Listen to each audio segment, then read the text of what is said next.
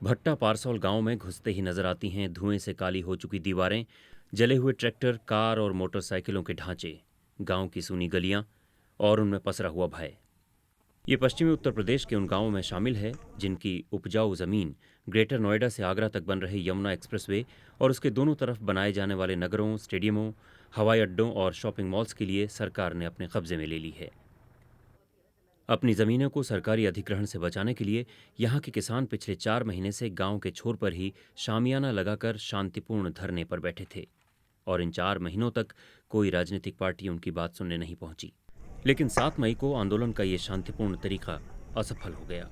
दोपहर बाद जिला प्रशासन, पुलिस और पीएसी के जवान गांव में पहुंचे और दोनों ओर से हुए पथराव के बीच धरने पर बैठे किसानों पर आंसू गैस चलाई गई। कुछ ही देर बाद गोली चलनी शुरू हो गई। गांव वाले कहते हैं कि पुलिस वालों ने घर के अंदर घुस घुस कर औरतों, बच्चों, बुजुर्गों को बुरी तरह पीटा। डर के कारण लगभग पूरा गांव आदमियों से खाली हो गया है। सिर्फ घायल बुजुर्ग वहां मौजूद हैं क्योंकि वो चलने फिरने से लाचार हैं। दरियाव सिंह के हाथ में पुलिस की लाठी का निशान अब भी गहरा है। पुलिस वालों ने क्या कहा आपसे? कुछ भी ना को आते थे, डंडा बजा दियो। आपने कुछ बोला उनको? आपने कहा कि आपकी मो बोलन नहीं ना दियो, मो का करते।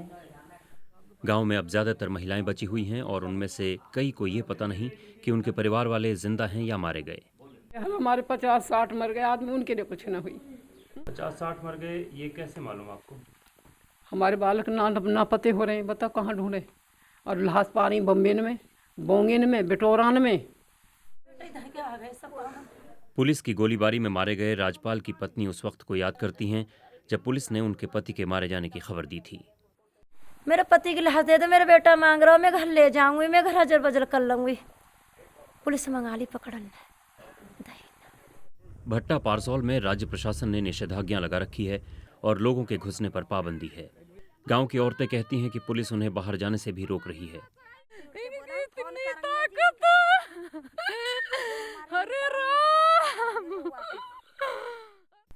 भट्टा पारसौल गांव में पिछली 7 मई को जो कुछ हुआ उसके अब सिर्फ निशान बाकी हैं। कुछ दिनों में जली हुई कारों और ट्रैक्टरों के ढांचे हटा लिए जाएंगे।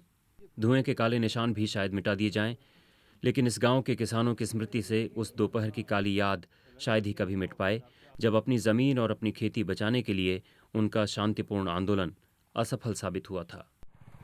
राजेश जोशी, BBC, भट्टा पारसौल।